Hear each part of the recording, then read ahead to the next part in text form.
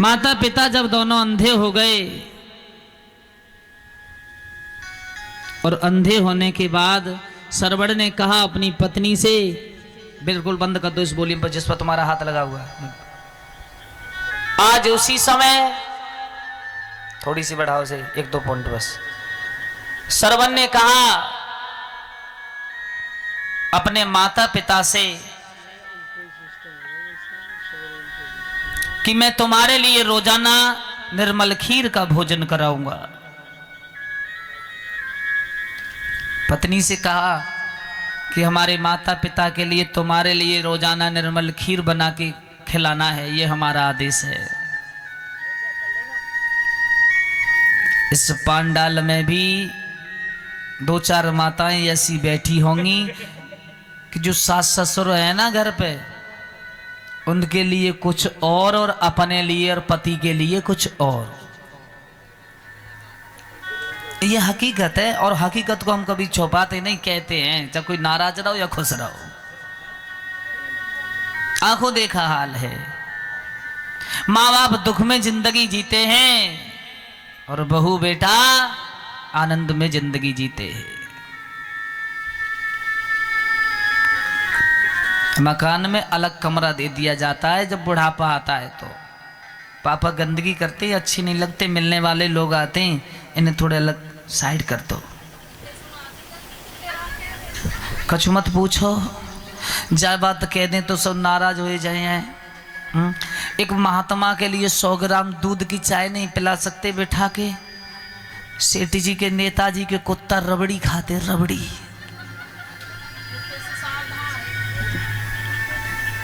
जितनी सेवा कुत्ता की और कुतिया की कर रही है, जितनी सेवा कोई बेचारा गरीब आ जाए बाकी कर दो तो जा से अच्छो कोई रखवारो दुनिया में ना रहेगो। मुझे नहीं कहना चाहिए क्यों, सबके यहाँ पले हैं ना, मैं इसीलिए कम कह रहा हूँ। इधर तो कह देता हूँ अपनी तरफ कि तुमसे डर लगता है थोड़ा। जो नारी जाती है ना, कछु मत पूछो। गाड़ी चल रही है, चिंटू पीछे बैठो है, नाम रख लो वाको जन काका रख ले में। काऊ को चिंटू, काऊ को पिंटू, काऊ को लली का नाम है मॉक्सी, जन काका नाम रखे। हाँ रॉक्सी, रॉक्सी।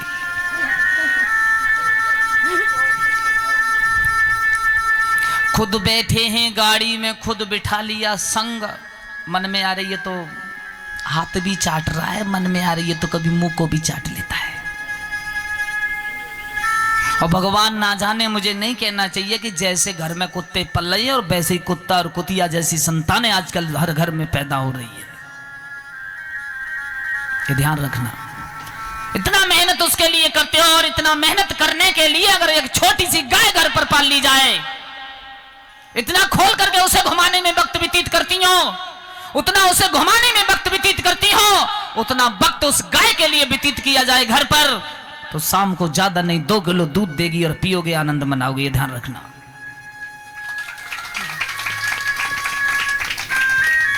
लेकिन नहीं, गाय नहीं पालेंगी, मॉक्सी रॉक्सी टिंकू पालेंगी बस।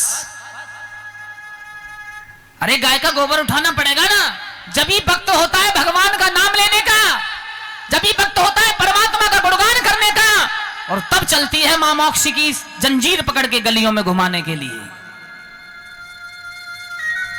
पता नहीं ये जमाना कैसा आता जा रहा है।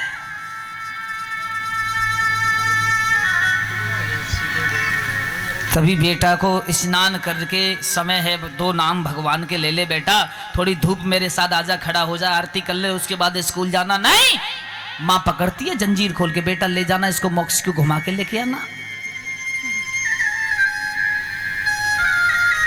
ये हकीकत है। आप पैसे वाले जरूर हो, लेकिन जो गरीब हैं, जितनी संतान गरीब की आदर दे दी है अपने माँ बाप दादा दादी को, उतना आपकी औलाद आदर कभी नहीं देती है। हमको पता है, हम हर इंसानों में रहने वाले हैं। क्यों? आदत ही वही हो गई कुत्ते जैसी।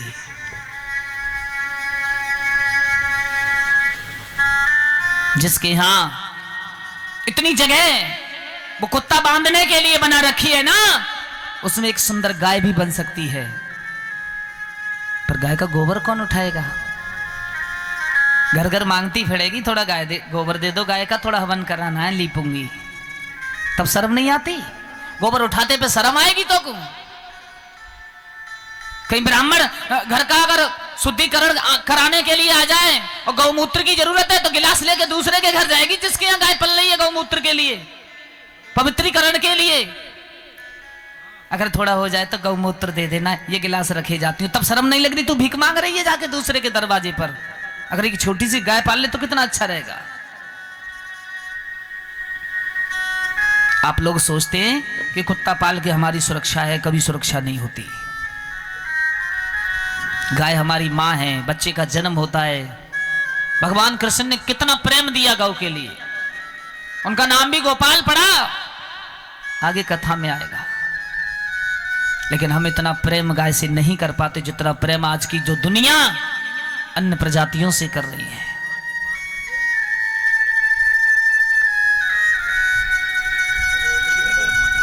हर प्रजाति अपना अपना धर्म से है, कोई भी जाति ऐसी नहीं जो अधर्म कमाती हो, लेकिन ये इंसान अपने अधर्म से बच चुका है।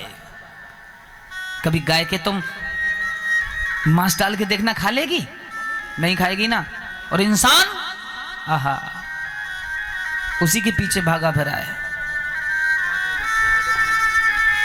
कभी गाय के आगे दारू का पौआ खोल के डाल देना घास में, फिर कुछ सूंघ नहीं सकती है, दूर हट जाएगी। इंसान बाई के पीछे पड़ो है, उसी के पीछे पड़ा है। अपने धर्म से वंचित है तो एक सिर्फ कौन है? मनुष्य। हर जीवात्मा अपने धर्म पर टिका है और वंचित है तो मनुष्य।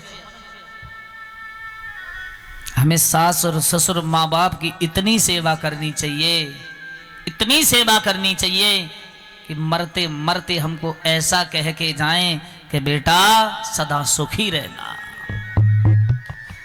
सबसे बड़ा स्वर्ग है माँ बाप और सास ससुर की सेवा। आज तुम ही अपने सास ससुर को ठोकर मार के निकाल दोगी तो कल को आने वाली MBBS MTech जो तुम्हारे घर में बहू आने वाली है ना, वो भी तुमको एक दिन निकाल देगी, इसमें कोई दोहराव नहीं है। श्रवण कुमार ने कहा माँ बाप को खीर देनी है तुझे बना के। उसे ज्ञान हुआ कि ये मेरे माँ बाप सास ससुर नहीं, ये मेरे पहले जन्म के दुश्मन हैं। एक कुम्हार के पास गई, इन्होंने तो मेरा भोजन छीना था और एक हाड़ी तैयार करवाई है मिट्टी की, जिसमें एक बीच में दीवार तैयार करा दी। मुंह एक है और पेट उधर, उसके दो हो गए। अब एक में तो डाल देती हैं दूध, किशमिश, गोला, बादाम, अच्छी तरह से खीर बन रही है, और एक में डाल देती है चावल और ऊपर से डाल देती हैं थोड़ा सा मट्ठा। सरवड़ कहते हैं सुशीला माँ बाप को भोजन दिया? अभी नहीं, चलो पहले हमारे माँ बाप को भोजन दो, उसी में से चावलों की खटा महेरी कह देते हैं उसे दे देती हैं पड़ोस के, उसी में से श्रवण को खीर मिलती है। सोचता है मेरे माता पिता को तो खीर ही मिल रही है।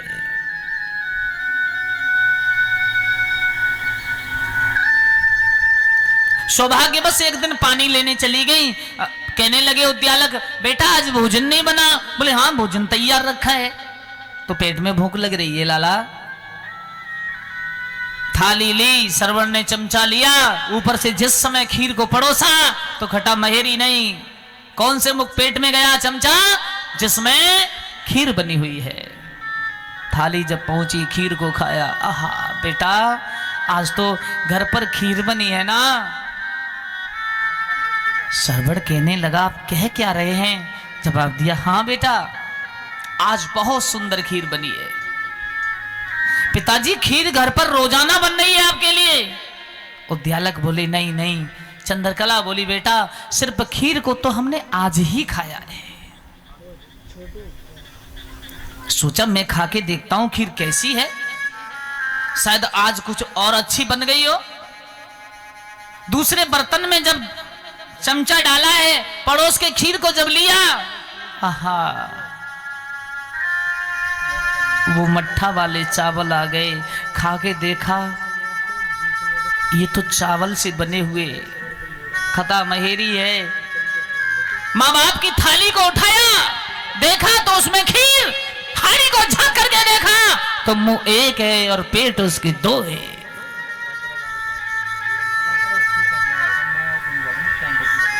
कबीरा मोती से भूख बड़ी, संध्या हो तब विदा कर दीनी, भोरैया खड़ी। कबीरा मोती से भूख बड़ी। शायद अगर ये पेट ना हो तो दुनिया में भाजने की किसी को क्या जरूरत है।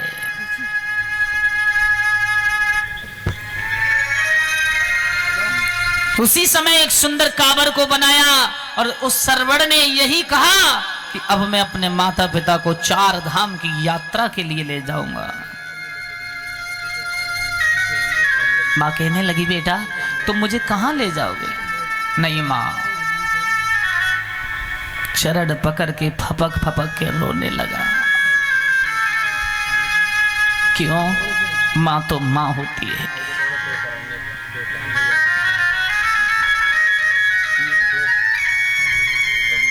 एक बेचारा बाहर जाके सर्विस में ड्यूटी कर रहे थे, मां घर पर अकेली छोड़ के चले गए। मां बीमार हो गई। फोन किया, बेटा मेरी थोड़ी तबीयत खराब है, तू कब आएगा? कह रहे मां अब की जो रक्षाबंधन आ रहा है मैं जरूर आऊंगा। डेयरी पर बैठ जाती है, अपने बेटा की याद कर करके आंखें उसी गली की ओर लगी रहती हैं जिस गली से बेटा आएगा। सोचती रहती है मैंने जिसे पाल पोस करके बड़ा किया वो आएगा, जरूर आएगा।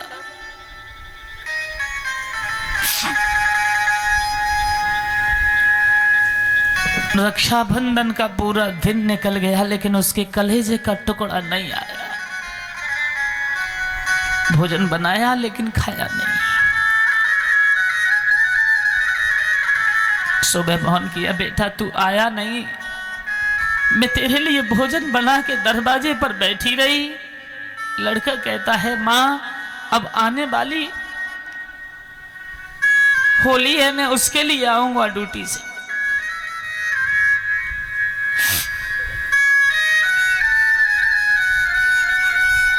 ताकती रही,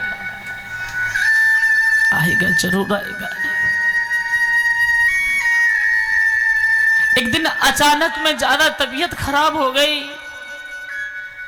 नंबर लगाया, नंबर नहीं लगा। पड़ोसियों ने मां को हॉस्पिटल तक ले गए लेकिन बस यही कहती है मेरा लाडला नहीं आया अभी तक, मेरा कन्हैया अभी तक नहीं आया। अरे भैया कोई बता दो मेरा पुत्र है कहां? लेकिन बेटा बेटा कह करके उसकी आत्मा निकल गई।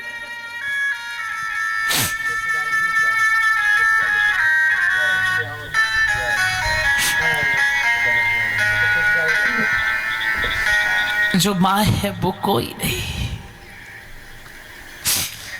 जरा दुख होता है सारी रात गोदी में लेके बैठी रहती है। सुबह होता है डॉक्टर के पास भाजती है। कभी कोई सी ने अपनी माँ बाप का कर्ज उतारा है? कभी कोई उतार पाया? नहीं उतार पाएगा, ना उतार पाया।